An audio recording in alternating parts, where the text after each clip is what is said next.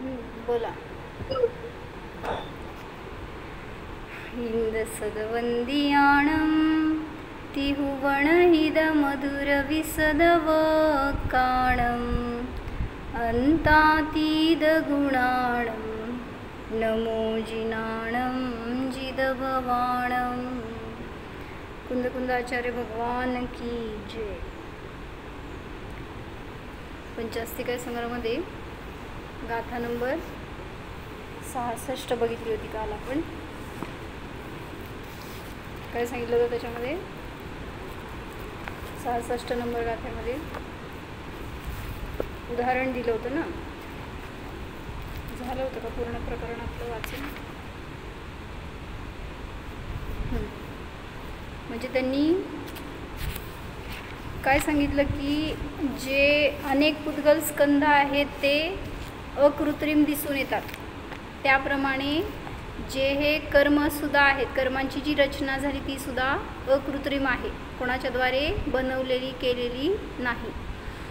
म्हणून अशी अनेक त्यांनी उदाहरणं सांगितली, जसं की मेघ, परत इंद्रचाप म्हणजे इंद्रधनुष्य, किंवा जे सगळे ते नदीतले दगड वगैरे त्यांची रचना तशी कोण केली, तर ते सगळे अकृत्रिम आहेत हे सांगितलं होतं. मग त्याचप्रमाणे जे काय वातावरणामध्ये बदल होतात किंवा काय म्हणायचं जे आपत्ती येतात, संकट येतात वातावरणाच्या निमित्तात, त्यांची सुद्धा रचना कोणी केली हो, ते सुद्धा सगळं पुद्गलकृत आहे. अचानक झाड पडलं, कोणी पाडलं? वीज चमकली, वीज पडली, वीज पडत असते का? काय होत असतं ते म्हणतात ना, काय मागे एकदा सांगितलं होतं आपण, तारा तुटतो. तारा तुटतो का? अनेकांना असं पुराणांमध्ये वाचून माहिती असेल की त्यांना कशाने वैराग्य झालं, तर तारा तुटलेलं बघितलं आणि वैराग्य झालं. तारा तुटत असतो का? मग वीज पडते की पण म्हणजे वीज पडते म्हणजे काय होत असतं? वर्ण म्हणजे आमच्या शेतातली नारळाची झाडं जळली बरं का वीज पडून. बरं बरं. म्हणजे काय, मला नॉलेज पाहिजे म्हणून मी विचारलं बरं का, काय असतं ते वीज? बरोबर आहे की, पण ऍक्च्युली काय झालं तर त्या वॉचमॅनलाच विचारायला पाहिजे. त्याचा फोन आला, वीज पडली आणि झाडं जळायला लागली. होय. बरं. ते नुसतं आम्हाला असं शाळेत शिकून माहिती आहे की पॉझिटिव्ह निगेटिव्ह आयन्स असतात आणि त्यांचं काय ते वरती एक्सेसिव्ह झाले की त्यांचं वीज तयार होते आणि ते दिसते, असं ऐकून माहिती आहे बरं का. फक्त मला एक प्रॅक्टिकली विचारायचं होतं काय असतं वीज पडली म्हणून. असं आम्हाला एकदा एक झाड तर कळलं, आजूबाजूच्या 4 झाडांना त्याच्यात जळायला लागल्या. बरं. एक जळलं आणि आजूबाजूच्या 4 झाडांना जळायला लागल्या त्याच्यात. बरं. म्हणजे असं आम्हाला एकदा कुठल्या तरी गावाला जात असताना आम्हाला दाखवलं होतं असं रस्त्यामध्ये. एक असं मोठं भगदाड पडलं होतं आणि सांगितलं लोकांनी तर वीज पडली आहे म्हणून. आता काय असतं नक्की? वीज पडल्यावर काय म्हणायचं, खड्डा पडतो का वीज पडल्यावर जळतं? वीज पडल्यावर तर आता मी त्या वॉचमॅनला विचारते काय ऍक्च्युली काय झालं. त्याला म्हणलं पडले आम्हाला फोन करायची नाही का, आम्ही बघायला आलो असतो. बरं. काय म्हणताय? जळतं अंगावर पडली तर माणूस काळा निळा म्हणून असं जातो. म्हणजे वीज आपल्या इलेक्ट्रिकचा करंट असा लागतो त्या टाईपने त्याला पण तेच ते काहीतरी आयन्स असणार जे की त्यांचं युनियन झाल्यावर ते काय खाली ग्रॅव्हिटेशननी वगैरे खाली आले किंवा कुठल्या इथल्या खालच्या फोर्सनी ते खाली आले, असं होत असणार. तर ते मला म्हणायचं जाऊ देत, कोण केलं त्याला, काय असेल ते असेल, त्या विजेला, त्या इंद्रधनुष्याला, त्या ढगांना कोणी बनवलं, जी पण काय आपत्ती ज्वालामुखी येते त्याला कोणी बनवलं केलं, म्हणजे ते सगळं अकृत्रिम आहे. म्हणून सांगतायत की विश्वातली कुठलीही व्यवस्था आपण करणारे नाही आहेत, सगळी विश्वव्यवस्था नॅचरल आहे, होणार आहे. ते काय आपल्यामध्ये त्याच्यामुळं आपल्यात काय होणार नाही, आपण त्याच्यात काय करू शकणार नाही. म्हणून इतकी सहज व्यवस्था आहे, त्याला फक्त जाणायचं कार्य करायचं आहे, तेवढं सोडून आपण सगळं करतो. आणि केवली भगवान सगळं जाणतात पण काय करायला जात नाहीत. म्हणून फक्त त्यांच्यासारखं जाणण्याचा प्रयत्न करा. चला. तर 67 नंबरची गाथा आहे. कशासाठी सांगायला जातात ती गाथा? निश्चयने आणि व्यवहारनयामध्ये अविरोध असतो. जरी निश्चयाने काय सांगितलं की जीव कर्मांचा करता नसतो किंवा कर्म जीवाचे करता नसतात किंवा जीव कर्मांचं फळ भोगत नाही, हे सगळं निश्चयाचं कथन आहे. तसंच व्यवहाराने पण काय, व्यवहारने सांगतो की निमित्त रूपाने तिथं कर्म उपस्थित असणार. मग तिथं तुम्ही कर्माचं फळ भोगला. जसं की रामाला काय झालं, कर्माचं फळ मिळालं म्हणतो. सीतेला, राम सीता लक्ष्मणाला कर्मांचा उदय आला आणि त्यांना वनवास भोगावा लागला, किंवा कर्मांचा उदय आला आणि लक्ष्मणाला नरकात जावं लागलं. कर्मांचा नाश झाला आणि रामाला मोक्षाला जावं लागलं, म्हणजे गेले. तर म्हणताना तुम्ही मग की कर्माचं फळ मिळालं, म्हणजेच व्यवहाराने तसं म्हटलं जाणार की कर्म फळ देतं. मग निश्चय आणि व्यवहार जरी तुम्हाला विरोधी वाटतंय कथन, तरीसुद्धा ते विरोधी नाही आहेत हे सांगायचं आहे. म्हणजे निश्चय आणि व्यवहाराचा सुमेळच असतो, अविरोधच असतो. 67 नंबरची गाथा आहे. 6-7 जीवा पोगल काया अण्णोण्णा गाढ गहन पडी बद्धा काले विजुज्यमाणा सुह दुःखम देंती भुंजंती. आपण जे 5 समवाय सांगतो ना कार्य होत असताना, कुठलंही कार्य होत असताना, तुम्ही जयसेनाचार्यांचं घेतलंय पुस्तक, कुठलंही कार्य होत असताना त्याच्यामध्ये 5 समवाय असतात. कुठले 5 समवाय? कुठले? स्वभाव, नियती, काललब्धी, पुरुषार्थ आणि होनहार. झालं की मग होनहार म्हणजे काय, नियती म्हणजे काय, अजून एक काय राहिलं? स्वभाव, नियती, निमित्त. स्वभाव, नियती, उपादान, काललब्धी आणि निमित्त. म्हणजे उपादान, निमित्त, स्वभाव, नियती आणि पुरुषार्थ अशा 5 प्रकारचं काय म्हणायचं कार्य होत असताना हे 5 समवाय असतात. कुठलंही कार्य होऊ दे, तुम्ही रोटली करा त्याच्यातसुद्धा हे 5 कारण असतातच. समवाय म्हणजे काय, ते कारण असतात कुठलंही कार्य होत असताना. नाही, ते अर्थ वेगळा. म्हणजे कुठलंही कार्य होताना हे 5 गोष्टी असतातच. मग तिथं तुमचं निश्चयाचं कार्य असू देत, नाहीतर व्यवहारातलं कार्य असू देत, सगळ्यामध्ये कसं कशा रीतीने घडतं ते सांगतायत. मग इथं सांगायलेत की काले विजुज्यमाणा, कालाने वियुक्तमान, म्हणजे काललब्धी आली असताना कर्म काय करतो, कर्माची काललब्धी आली असताना कर्म काय करतं, कर्म फळ देतं, असं तुम्ही म्हणता. मग त्यासाठी सांगायलेत जीवा पोगल काया, जीव आणि पुद्गल काय, अण्णोण्ण आगाढ गहन पडिबद्धा. अन्योन्य म्हणजे परस्परामध्ये ज्यांनी अवगाढ रूपाने प्रवेश प्राप्त केलेला आहे. म्हणजे ते परस्परामध्ये एकत्र एका क्षेत्रामध्ये राहतात. जिथं जीव आहे तिथंच कर्मांचे, तिथंच पुद्गलाचे प्रदेश आहेत. जीव आणि पुद्गल स्कंद विशिष्ट प्रकारे, आज नाही आहेत का काकी,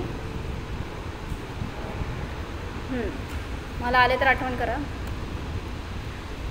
जीव आणि पुद्गल स्कंद विशिष्ट प्रकारे अन्योन्य अवगाहाचे ग्रहणद्वारा परस्पर बद्ध आहेत. एकमेकांना जागा देऊन ते एकमेकांमध्ये प्रवेश प्राप्त करून एकमेकांशी बद्ध झालेले आहेत. आणि काले विजुज्यमाणा, कालाने युक्त झाले असताना म्हणजे काललब्धी आली असताना ते सुह दुःखम देंती भुंजंती, ते सुख दुःख रूपी फळ देतात. कोण? कर्म. कर्मामध्ये काय असतं, ते सुख दुःख देतात तुम्हाला. जसं कोणाकडे धन आहे तर ते तुम्हाला दिलं असं म्हटलं जातं. कर्मामध्ये काय आहे जे त्यांनी तुम्हाला दिलं, कर्म सुख दुःख देतात. आणि भुंजंती म्हणजे जीव भोगतो. मग कर्माने दिलं आणि तुम्ही घेतलं, कुठल्या हाताने दिलं, कुठल्या हाताने घेतलं. मग कर्माने दिलं कसं म्हटलं जाणार आणि तुम्ही भोगलं कसं म्हटलं जाणार. तर म्हणून सांगतायत की सगळं तर वास्तविक आपल्यामध्येच कार्य चालू आहे. कर्म फक्त तिथं आहे उपस्थित, त्याचं काय कार्य चालू आहे ते सगळं त्याच्यामध्ये. उदयाला आले, निर्जरा झाली, परत आश्रव झाला, बांधले गेले, सगळं त्याचं कार्य त्याच्यामध्ये चालू आहे. पण जीव त्याला भोगतो असं म्हणलं जातं. जीवाला त्यांनी फळ दिलं म्हणलं जातं. जसं तुम्हाला धन आल्यावर काय झालं, कसं हसू आलं लगेच त्यांना, हां का बरं आलं लगेच हातात आपल्या. काय प्रगतीताई, आपल्या दुकानात काय भरपूर गिऱ्हाईक झालं आणि धनलाभ झाला आपल्याला. काय होतं, कोणी दिलं धन सांगा, कर्मानी. कर्माकडं धन असतं का? मग ते गरीबाच्याकडं का नसतं? गरीब पण कर्मरहित असायला पाहिजे. मग त्याच्याकडं धन नसतं म्हणल्यावर जो धनरहित तो कर्मरहित असायला पाहिजे. आहे का तसं? मग कर्म देणारं नसतं ॲक्च्युली. काय करतं ते? निमित्त आहेत ना फक्त. मग तुम्हाला धनलाभ झाला हे तिथं पण म्हटलं जातं कर्म तुमचं. आणि ज्याला कुठं धनहानी झाली आहे किंवा काय म्हणायचं, जो धनरहित आहे असा तो धनहीन जीव, त्याला पण म्हणतो आपण कर्माचा उदय. मग कर्माने धन दोघांना दिलं नाही का बरं? कर्म देणारा असतं तर दोघांना द्यायला पाहिजे होतं, काढून घेणारा असतं तर दोघांच्याकडं पण नसायला पाहिजे होतं. म्हणून सांगतायत की कर्म देतो हे सगळं उपचार कथन असतं. कर्माच्याकडं काही नाही आहे, ते काय तुम्हाला देणार नाही आहे, पण तरी म्हणलं जाणार काय की कर्मानी दिलं आणि जीवानी भोगलं. त्याचं विश्लेषण सांगतात पुढं.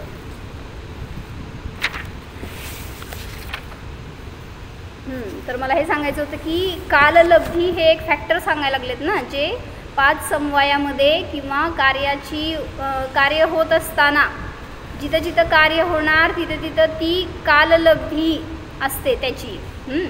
म्हणून काय म्हणलं गेलं एक वाक्य की योग्य काळामध्ये योग्य कार्य होतं आणि योग्य कार्यामध्ये योग्य काललब्धी असते. काय कळलं?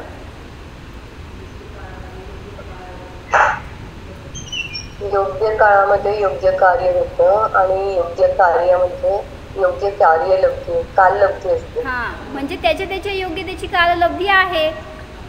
काललब्धी म्हणजे काय? वेळ. तुम्हाला अजूनपर्यंत धंदा सुरू करून लय दिवस झालं पण अजून आपल्याला प्रॉफिट नाही झाला असं म्हणतो आपण. मग का बरं नाही झाला? काय म्हणतो आपण? अजून काललब्धी नाही आली. मी एवढे दिवस झालं स्वाध्याय करतो, अजून मला अनुभव नाही झाला. का नाही झाला? अजून वेळ नाही आली म्हणता. किती दिवस झालं वाट बघतोय, तो यमराज आलाच नाही आहे अजून. का असं कोण म्हणताय हो? म्हणा बघू. आत्ता येऊन उभारते दारात तुमच्या. वाट बघायची गरजच नाही आहे. मग काललब्धी आल्याशिवाय मग ते काय कुठल्या तरी शॉर्टमध्ये असं दाखवत होतं व्हिडिओमध्ये की तो मनुष्य असतो त्याला मरायचं असतं, काय केलं तरी त्याला मरणच येत नसते. ते जाऊन त्या ट्रॅकवर उभारते, रेल्वेच्या ट्रॅकवर मरायचं म्हणून. ती रेल्वेच त्या दिवशी कॅन्सल झाली, त्या ट्रॅकवर रेल्वे झाली नाही. परत एके ठिकाणी कळलं की त्याला कुठंतरी ते हे पडणार असतं, काय बिल्डिंग पडणार असते असं काहीतरी त्याला कळालं. ते डिस्को असतं का काय म्हणायचं, काय असतं ते, काय असतं ते? हां नाही, ती बिल्डिंग पडणार आहे असं त्याला कळलं कुठनं तरी. म्हणल्यावर तो ते डिस्को असतो, काय म्हणायचं, डिस्कोच म्हणायचं ना, 5 स्टार हॉटेल टाईप जिथं की नाचगाणं वगैरे चालतं अशा ठिकाणी तो गेला आणि त्याला कळलं की इथं बिल्डिंग पडणार आहे. म्हणल्यावर ते म्हणला की मरायला चान्स आहे, आपण कोणाला कळणार पण नाही की मी आत्महत्या केली आहे म्हणून. तिथं कोणाला सांगितलं नाही त्यांनी पडणार आहे वगैरे. ते जाऊन तिथं बसला. तर ते इतरांना लोकांना कळालं तर ते सगळ्यांना बाहेर काढलं तिथनं. पडणार आहे इंटरव्ह्यू थांबायचं एक जण पण. ह्याला माहिती असताना हा कोणाला नाही सांगितलं, म्हणजे तिथनं पण वाचला. असं अनेक गोष्टी ठिकाणी सांगितलं की तो मरायचं वाट बघतो, मरायची प्रयत्न करतो. गळफास लावून अनेक वेळा टांगण्याचा प्रयत्न केला पण अनेक वेळा पडला. कोणीतरी येऊन त्याला सोडवलं, वाचवलं असं वगैरे. म्हणजे म्हणायचं आहे काललब्धी आल्याशिवाय कार्य होत नाही. मरायचा प्रयत्न करू नका. यमराज आल्याशिवाय तुम्हाला कोण येणार नाही.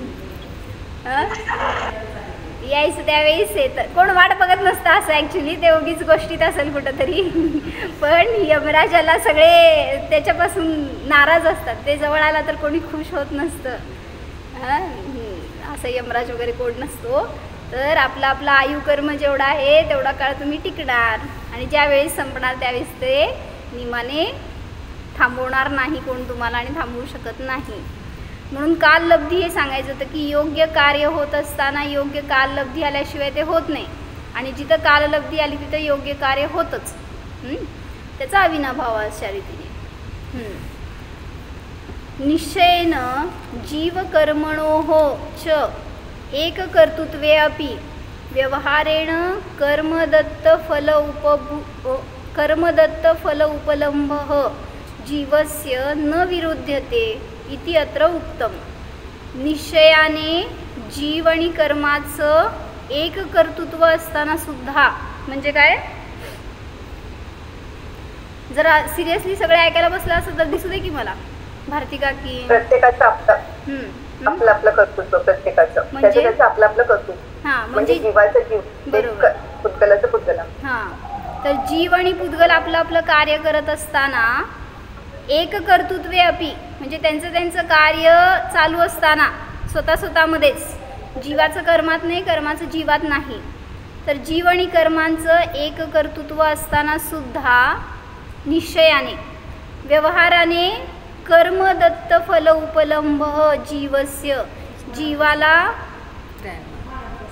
पान नाही पुस्तक वेगळं आहे तुमचं. 67 गाथा काढली आहे का तुम्ही? म्हणा गाथा कुठली आहे? हां, मग त्याची पहिलीच ओळ आहे खालची संस्कृतमधली. तर व्यवहाराने कर्मदत्त फल उपलंभ जीवस्य, जीवाला कर्म दिलेलं फळ तो भोगतो असं म्हणलेलं न विरुद्धते, त्याच्यामध्ये विरोध येत नाही. काय म्हणले, निश्चयाने जरी जीव आणि कर्म ह्यांचं स्वतःमध्ये कर्तृत्व आहे तरी सुद्धा व्यवहाराने असं म्हणलं जातं की कर्माने फळ दिलं आणि जीवाने ते भोगलं असं म्हणण्यामध्ये काही विरोध नाही. जीव जीवाचं कार्य करतं, कुठला नाही हो, जीव जीवाचं कार्य करतं. संगीता काकी कुठला नाही?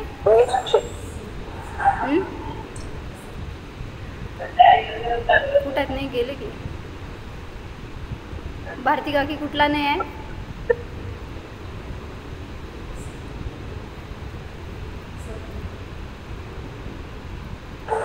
कुठला निश्चय नाही?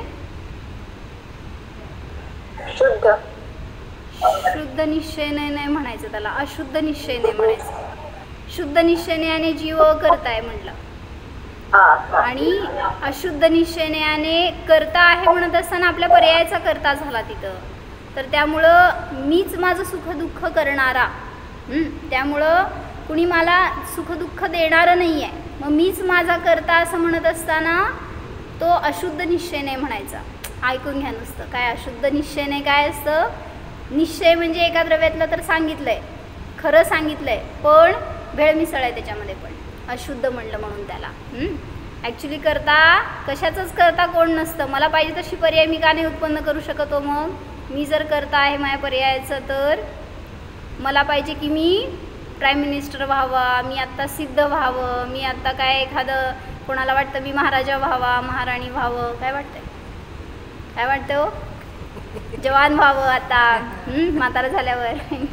म्हणजे असं ज्याला त्याला जी पर्याय पाहिजे ती करता आली असती. मग मुलाला वाटतं की माझंच फर्स्ट रँक यावं किंवा मी टॉप करावं वगैरे, तर त्याला ती पर्यायाचं सुद्धा तुम्ही करता नाही आहे. ॲक्च्युली इतकी पुढं स्वतंत्रता सांगितली म्हणून सांगितलं की जीव अकर्ताय हे बघा, आणि तिथं करता म्हटलं जाणार तिथं तो उपचाराने.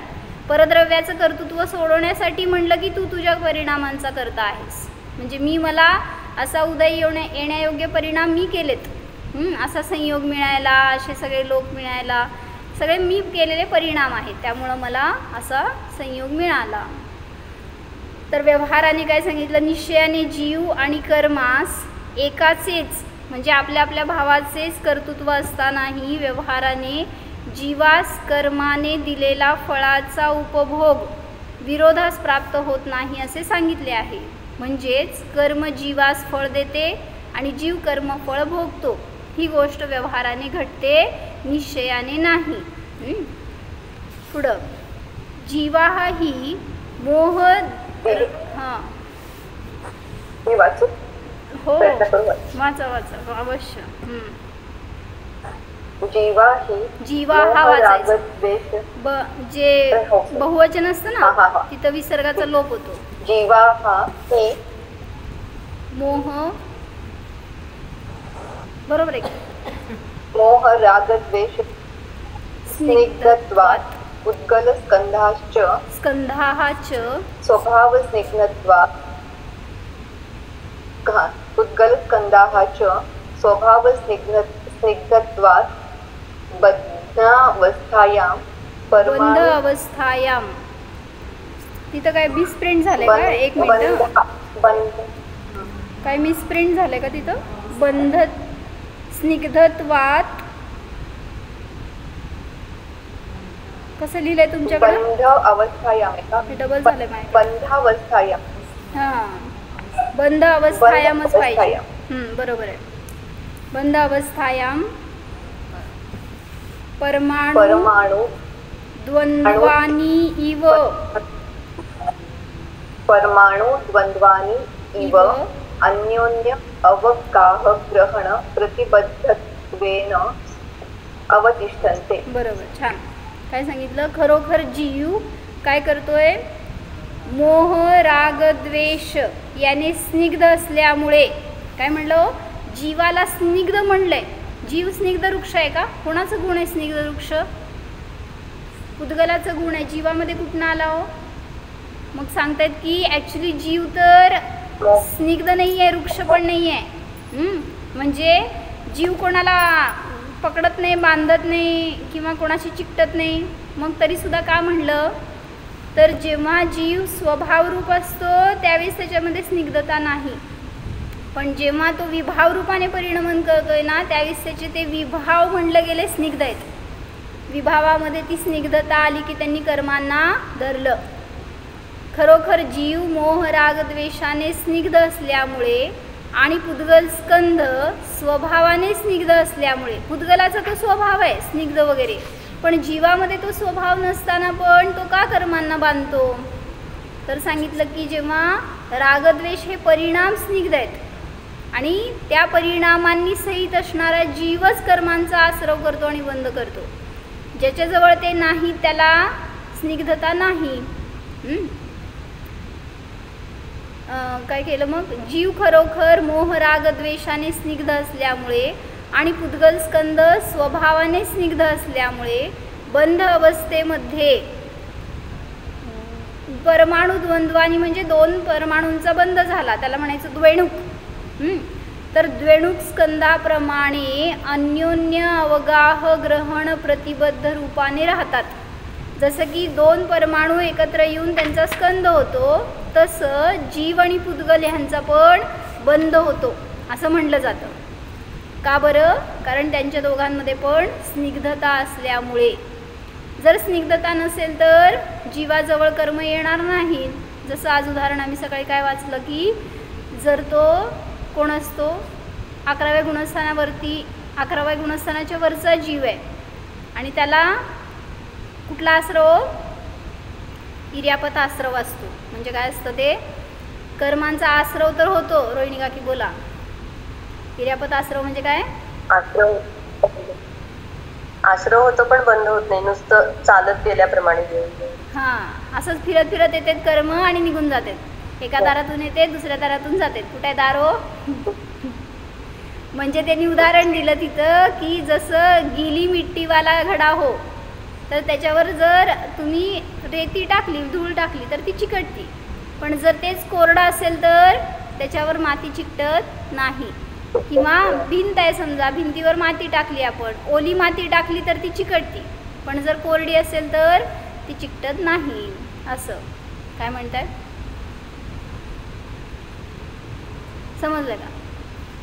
कर्माचा आश्रव आणि हृदयाचा एकच समय आहे असं म्हणू शकतो ना. आश्रव होतो म्हणजे हृदय पण आलं, म्हणजे एक समयच आहे ना, ते कर्म सुरू जातं. हां, त्या कर्मांचं म्हणताय. बरोबर आहे.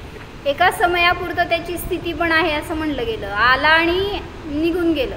एका समयाचं बंद पण म्हणता येणार नाही त्याला. आश्रव झाला आणि त्याच समयामध्ये निर्जरापण झाली. मग म्हणून सांगितलं की तिथं त्याचा फक्त प्रकृती आणि प्रदेश बंद होतो, स्थिती आणि अनुभाग बंद होत नाही. का? तर त्याच्यासाठी कारण सांगायचंय स्निग्धत्वाचा अभाव असल्यामुळे. कोणाला? जे 11व्या गुणस्थानाच्या वरचे जीव आहेत त्यांच्या ठिकाणी कशाय नाही राहिले, मोह नाही राहिला, संपला मोह. तर मोहाचा अभाव झाला असताना तिथं त्याला कुठल्याही कर्मांचं तिथं बंद होत नाही. ते कर्म येऊन त्याच्याजवळ थांबले जात नाहीत. म्हणजे काय म्हणायचं, त्याला अडकवत नाहीत संसारामध्ये. आता तो जीव त्या तिथं असेपर्यंत 11व्यातनं खाली उतरला तर पुन्हा तो मोही होतो. कोण? तो. जसं इथं आहे तोपर्यंत सगळे कर्म त्या कंपाऊंडच्या बाहेर आहेत. आता इथून गेल्यावर सांगा काय, घरी गेलं की असं स्निग्धता काय चिकट चिकट झालेलं असतं आपण की सगळीकडनं कर्मच कर्म ग्रहण करतो. म्हणून इथंच राहायचं. काय पुढं जायचं नाही. मोह असतो ना सगळा बाहेर आपला. जिथं निर्मोहता मिळते ना अशा ठिकाणी संस्कार करण्यासाठी आपल्याला तसं सानिध्य पाहिजे. म्हणून ते दर महिन्यातनं 4 दिवस येतात. हो ना. पण ते 4 दिवसामध्ये काय म्हणायचं, ते सगळं तिथं तयार होऊन आलेले असते. तो इथून कधी जायचं आणि परत जाऊन आपण त्याच्यामध्ये लिप्त व्हायचे असे आपले तयारी. म्हणजे असं आपल्याला म्हणतात ना, आम्हा फेकलं जायला पाहिजे त्या संसारात जात असताना. नको आपल्याला तो संसार करायला नको. आपण जेवढ्या रुचीने करणार तेवढं वाढवा अजून थोडं. मग कधी संपणार आहे संसार. म्हणून सांगतायत की ज्ञान झालंय तर पुरुषार्थ हा करा जेणेकरून त्या संसाराला आळा पडेल. आता पुन्हा मला संसारामध्ये अडकायचं नाही, पुन्हा मला त्याचं काय आसरव बंद होऊ नये. म्हणून स्निग्धता कमी करायची. राहावा त्यांच्याबरोबर राहावा. पण जर स्निग्धता नसेल ना 100% सांगते 4 दिवस तिथं आणि महिनाभर इथं असं राहणार आपण. काय म्हणजे जिथं गरज नाही अशा ठिकाणी आपण मग वेळ घालवणार नाही. चला, तर काय सांगितलं की जीव खरोखर मोह राग द्वेषाने स्निग्ध असल्यामुळे त्या पुद्गलाशी बांधला जातो. कुठल्या पुद्गलाशी? तर ज्याचा स्वभावच स्निग्ध आहे अशा त्या पुद्गल स्कंदांशी बंध अवस्थेमध्ये द्वेणुकाप्रमाणे अन्योन्य प्रवेश करून त्यांच्यामध्ये त्याला प्रतिबद्ध रूपाने राहतात. दीपाबेन काय बोलताय? माझा आवाज चालू आहे का? नाही का? मला वाटलं असं स्निग्धता संपली तुमची म्हणून माझ्याकडे आलाय. घरात बसून इतके स्निग्ध झालेलो असतो ना, त्यामुळे ते काय जिनवाणीचे वचन आपल्याला फार कळत नाहीत आणि ऐकायला पण येत नाहीत. पण मला सगळेच ऐकायला येतं बरं का, कारण मी लय स्निग्ध आहे.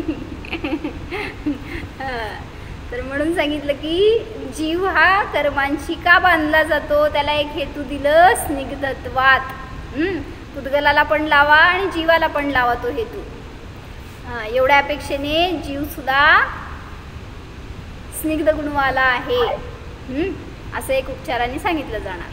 वाचलं यदा तू ते परस्परम वियुज्यन्ते तदा, पुढं काय वाचलं? वाचा. उदित तदा उदित प्रच्यवमाना निश्चयेन सुख दुःख रूप भाभी प्रच्यवमानाः निश्चयेन तद उदित प्रच्यवमानाः निश्चयेन सुख दुःख रूप आत्मपरिणामानां व्यवहारेण इष्ट अनिष्ट विषयाणां निमित्त मात्रत्वात् उद्गलकायाः सुख दुःख रूपं फलं प्रयच्छन्ति. बरोबर. काय सांगायला लागलेत? खरोखर नाही, परंतु. तू म्हणजे परंतु, यदा म्हणजे जेव्हा, जेव्हा ते परस्पर वियुक्त होतात. कोण?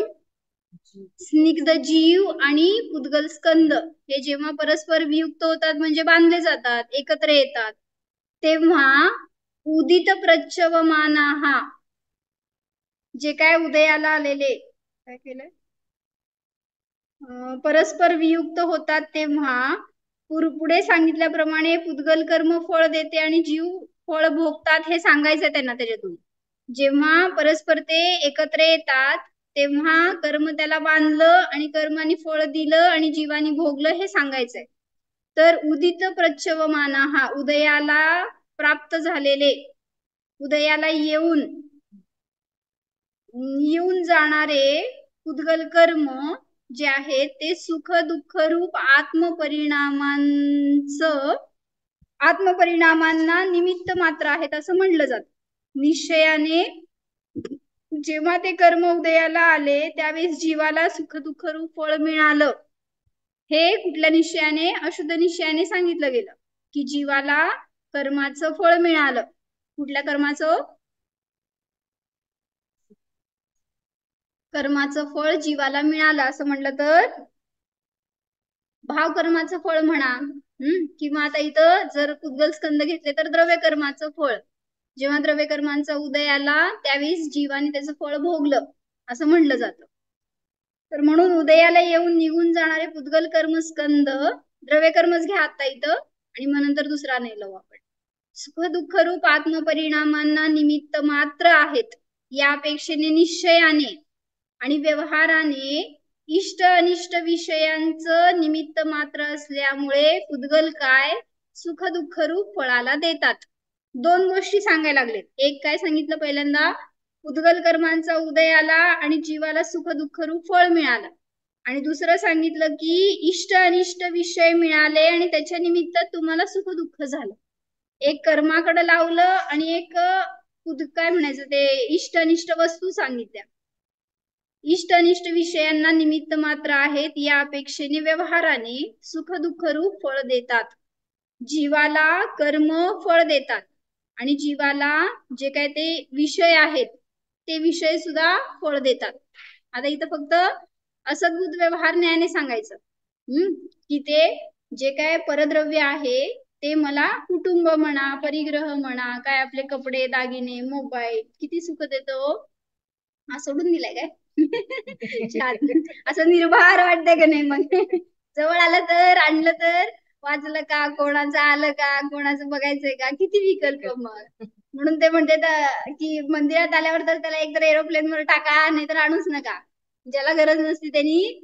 म्हणून काय केलं होतं मध्ये जितूबाईंनी पंढरपूरमध्ये सगळ्या बायकांना नियम दिला होता. म्हणले एक दिवस संडेला तरी कम्प्लीट त्याग मोबाईलचा. तुम्हाला काही गरज नसती म्हणले उगीच घेऊन बसता. कोणाला तर काहीतरी मेसेज कर, विश कर, काहीतरी बोल. म्हणजे अनावश्यक आहे का नाही आश्रव तिथं. ते मोठं आश्रवाचं साधन आहे. म्हणून आम्हा म्हणते ते मोबाईल म्हणजे नरकाचं द्वार आहे. त्याचं जेवढं तुम्ही वापर. मग एकाने म्हणले आम्ही त्याच्यात प्रवचन ऐकतो, सगळं धर्मकार्यासाठी वापरतो. सिरियसली सांगा हो म्हणा, सगळे धर्मासाठी वापरता ना? होय होय, धर्मासाठी वापरतो. आता सांगा बरोबर आहे का चुकीचं आहे? सगळे म्यूट. फक्त धर्मासाठी नाही वापरत. बहुभाग धर्मासाठी. फक्त धर्मासाठी नाही वापरत. नाव धर्माचं. काय म्हणते कीर्तिका की नाव धर्माचं पण फक्त धर्मासाठी नाही वापरत. ते सांगते ना. मग एका मुलीला विचारलं, म्हणलं कशाला लागतो आपल्याला फोन? किती 10वी 12वीची आतली मुलगी. आणि कधीची गोष्ट आहे माहिती का ही? जवळपास एक 4-5 वर्षापूर्वीची गोष्ट. असं काय त्यावेळेस लय गरज नव्हती. कोरोनाचा पण काळ नव्हता त्याच्या आधी. म्हणलं कशाला लागतं तुम्हाला फोन एवढ्या लवकर? आम्ही तर अजून आता फोन काय कळायला लागलाय आम्हाला. मग म्हणलं तुम्हाला कशाला लागतंय? तर ती म्हणाली मंदिरात भेटली होती आणि मंदिरात तिच्या हातात फोन दिसल्यावर मी म्हणलं असं. ती म्हणाली की मग मी भजन ऐकते त्याच्यावर, प्रवचन ऐकते म्हणाली, त्याचा पण वापर मी चांगला करते म्हणाली, म्हणून लागतंय आम्हाला. मग तिला विचारलं मी, खरं खरं सांग किती % त्याचा वापर आपण धर्मासाठी करतो? आपल्या जवळ ठेवतो तर किती किती वेळ, किती त्याचं युटिलायझेशन धर्मामध्ये घालवतो? फक्त त्याचं नाव असतं धर्म म्हणून. आमच्याकडे पण जेव्हा नव्हतं ना, म्हणजे जेव्हा जस्ट आलं क्रेज मोबाईलचं, तेव्हा दुसऱ्याकडचं घेऊन घेऊन प्रवचन ऐकणार आम्ही. कोणाच्याकडे मिळालं तर असं वगैरे घरी असताना बरं. आणि मिळाल्यावर आता कुठेतरी काय प्रवचन ऐकायला मिळते नाही तर नाही असलं काहीतरी, मग सगळ्यांचे फोनाफोनी ह्याच्यामध्येच जातो. म्हणजे मला म्हणायचंय की आपण त्याचा वापर जास्त आश्रवच आहे ना. आम्हा म्हणतात काय ते नरकाचं द्वार आहे, म्हणून त्यापासून दूर राहण्याचा प्रयत्न करा. जेवढं शक्य आहे तेवढं नियम करा. नाही तर परवा एका डॉक्टरांचं व्हिडिओ आलं होतं. ते म्हणले की त्या फॉरेन कंट्रीज मध्ये त्यांनी ह्याचे इतके बॅड इफेक्ट झालेले दिसलेत ना, तर त्यांनी आता त्यांचं जे यंग जनरेशन आहे लहान मुलांपासून त्या सगळ्या मुलांना त्याच्यापासून वाचवण्यासाठी म्हणून ते इतके ऍक्टिव्हिटीज काढायला लागलेत की जेणेकरून त्यात अडकून बसून येते त्याच्यापासून दूर सगळं बाकीचं करण्यामध्ये त्यांना गुंतावं मन, किंवा तिथं त्यांचं एंटरटेनमेंट व्हावं म्हणून आणि स्वतः सुद्धा ते ऍडल्ट जे कोणी पॅरेंट्स वगैरे आहेत त्यांनी सुद्धा असं नियमपूर्वक पालन करतात की मी आता सकाळी 6 ते 10 पर्यंत मोबाईल वापरणार नाही. मला जर काय त्यावेळेस आवश्यकता नाहीये तर कशाला वापरायचंय. पण जोपर्यंत नियम करत नाही आसरव चालू राहते. येता जाता असं बघितलं आम्ही, नवीन नवरी होती आणि ती काय करायची हो, किचन मध्ये भाजी करायची, पळत पळत जाऊन मोबाईल मध्ये बघायचं काय आलं, मेसेज आलाय का, फोन आलाय का. किती सवय, काय म्हणायचं, किती आधीनता त्याची असं. मग ते इथं पण अनेक जण आता काय करतात, प्रवचन माताजींचा आज चालू आहे तर सगळे बाहेर मोबाईलवर असतात. म्हणजे किती ते इथं उलट रेस्ट्रिक्ट करायला पाहिजे असं. जसं तुम्ही हॉर्न रेस्ट्रिक्ट करता मंदिराच्या एरियात, स्कूलच्या एरियामध्ये हॉर्न वाजवू नका, त्याचं काहीतरी लिमिट्स ठेवता, तसं एक मंदिरामध्ये तरी ऍटलिस्ट त्या मोबाईलला बॅन करायला पाहिजे. जेणेकरून तुम्ही आलाय कशासाठी इथं आणि काय करतोय आपण, म्हणजे विकल्पच घेऊन आलो ना परत. म्हणून निर्विकल्प राहायचंय ना, तेवढी तरी साधना करा ना. आणि आपल्यासाठी एवढ्या सगळ्या ज्ञानातून मिळालंय ज्ञान आज जे, त्याच्यातून एक नियम स्वतःसाठी करा की दिवसभरामध्ये जेव्हा तुम्हाला मोबाईलची गरज पडत नाही तेव्हा 1 तास 2 तास मी वापरणार नाही, बुद्धिपूर्वक नियम करा. तेवढ्या निमित्तात आसरव थांबतात. जाऊ ते त्या वेळेमध्ये तुम्हाला बाकीचं सगळं करायला चान्स आहे. वाचन करू शकता, ध्यान करू शकता, बाकीच्याला कोणाला काय उपदेश देऊ शकता. त्याच्यात अडकून बसलं तर आज, म्हणून मी काल एक स्टेटस ठेवलं होतं की छोटी मुलगी एक ती स्पीच देत होती कुठं शाळेमध्ये, पण तिथं आले होते ते सगळे नेव्ही वाले, काय म्हणायचं, आर्मी वाले वगैरे आले होते आणि त्यांच्या समोर ती छोटी मुलगी स्पीच देतीये.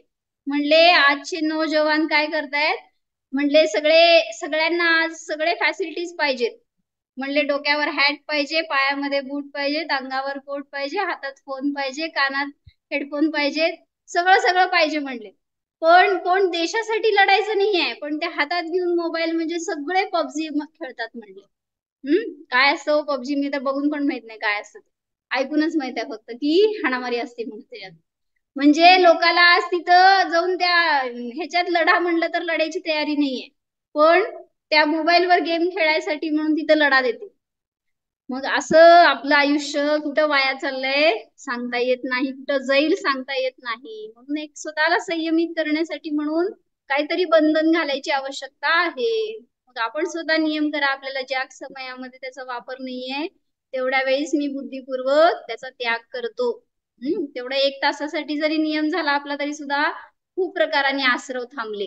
हे संस्कार करा मुलांवर. आज तुम्हाला मुलांना संस्कारित करायचा चान्स आहे ना, एवढ्या निमित्तात त्यांना एक बीजारोपण होतं त्यांच्यावर आणि मग एक मार्ग मिळतो, एक असं करायला पाहिजे, असं करतात लोक, आई वडील असं करतात, हे बघून शिकतात मुलं. नाही तर तुमच्या हातात फोन असतो त्यामुळे त्यांना मार्गदर्शन काय मिळणार. तुम्ही सांगता ते कमी ऐकतात, तुम्ही करता ते जास्त